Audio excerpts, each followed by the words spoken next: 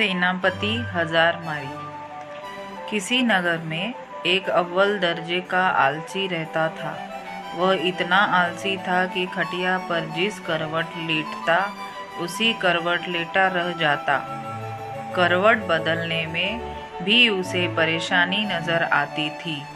पत्नी बेचारी जब किसी काम के लिए कहती तभी वह करवट बदलता और पत्नी की तरफ पीठ फेरकर पड़ा रहता। उसकी आदतों को देखते हुए पत्नी को विश्वास हो गया कि वह कभी कुछ न करेगा। एक दिन पत्नी ने बड़े प्रेम से उसे समझाया। बोली, मैं जानती हूँ कि तुम्हें खटिया से उठने में कष्ट होता है, किंतु इस तरह एक ही करवट लेटे रहने से भी आदमी नाकारा हो जाता है। बाहर नहीं जाना चाहते हो तो खटिया पर बैठे बैठे ही कुछ करते रहो।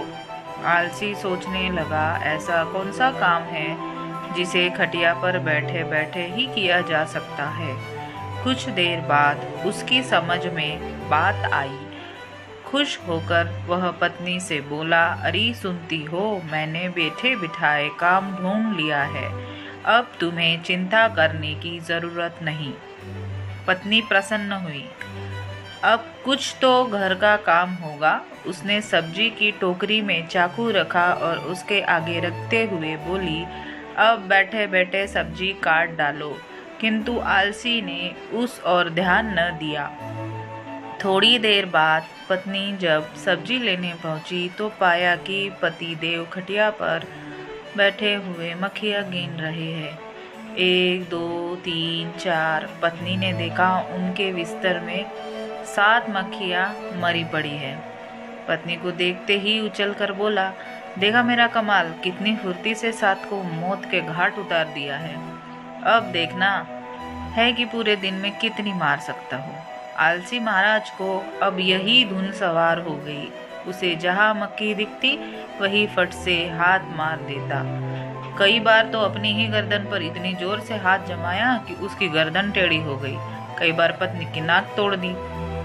मक्खी मारने के चक्कर में उसने घर के भांडे बर्तन तोड़ डाले। उसने प्रतिज्ञा कर ली कि कम से कम 1000 मक्खियां मारकर ही दम लेगा।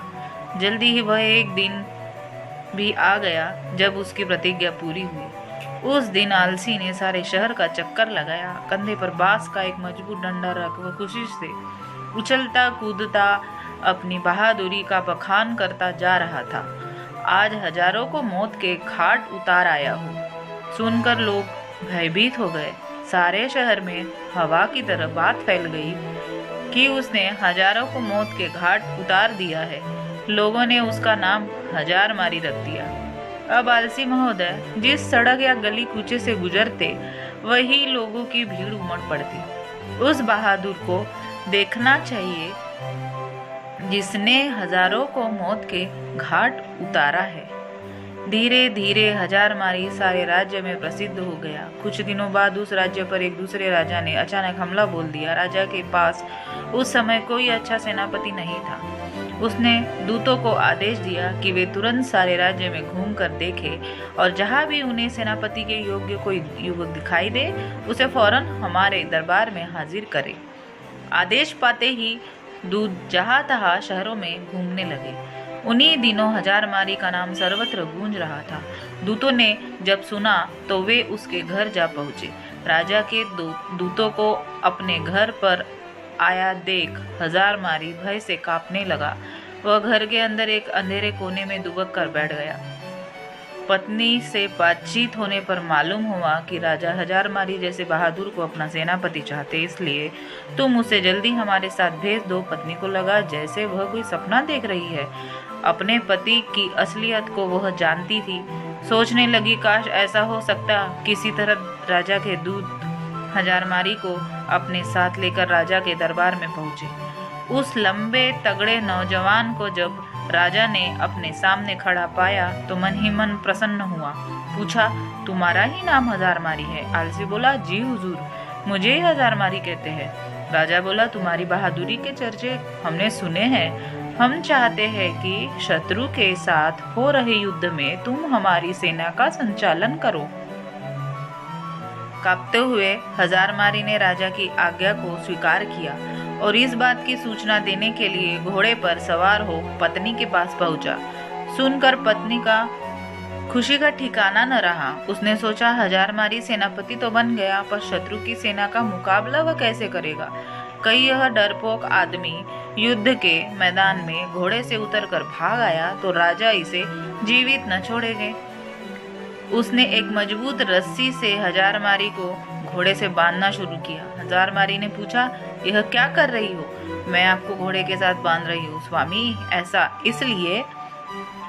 इसलिए कि कहीं आप लड़ाई के लिए उतावले होकर घोड़े से कूद पड़े और पैदल ही न लड़ने लगे। वापस लौटने पर भरे दरबार में जब लोगों ने हजारमारी को घोड़े से बंधा हुआ पाया तो उनका उत्साह और भी बढ़ गया। ऐसा वीर सेनापति दूसरा कौन हो सकता है जिसने घोड़े से न उतरने की मन में ठान ली है। सेना युद्ध के लिए तैयार थी। राजा की आज्ञा पाते ही हजारमारी के नेतृत्व में वे युद्ध भूमि की ओर चल पड़े। शत्रु की सेना को जब मालूम हुआ कि एक बड़ी फौज के साथ हजारमारी मुकाबला करने चल पड़ा है तो उनके योद्धाओं का धैर्य टूट गया। उन्होंने सुना था कि हजारमारी अकेला ही हजारों को मार गिराता है। यह नाम सुनते ही बड़े बड़े योद्धाओं के होश उड़ गए। उन्हें साक्षात अपनी मृत्यु नजर आने लगी। हजारमारी की सेना का उत्साह आसमान को छू रहा था। मैदान में पहुंचते ही वे शत्रु की सेना पर टूट पड़े। दोनों सेनाओं के बीच घमासान युद्ध होते देख हजारमारी ने अपने घोड़े के साथ बांसों के घने जंगल में जा छिपा, किंतु उसकी सेना ने शत्रुओं को दम न लेने दिया। वह शत्रु का मुकाबला करती हुई उसे खदेड़ ले गई और अपने राज्य से निकाल बाहर किया। शत्रु पर विजय पाने के बाद अपने सेनापति की जयकार करते हुए जब सैनिक वापस लौटने लगे तो हजारमारी भी बांसों के जंगल से निकलकर उनके बीच आ शामिल हुआ। वापस लौटने के बाद नगर में धूमधाम से विजय उत्सव मनाया गया। हजारमारी की वीरता पर राजा प्रसन्न हो बोले, मेरे बहादुर सेनापति, हमें तुम पर गर्व है।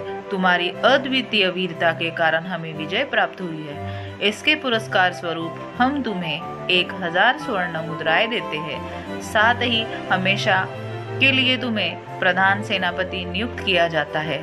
घोषणा सुनकर हजारमारी बहुत प्रसन्न हुआ और मन ही मन अपने भाग्य को सराहने लगा।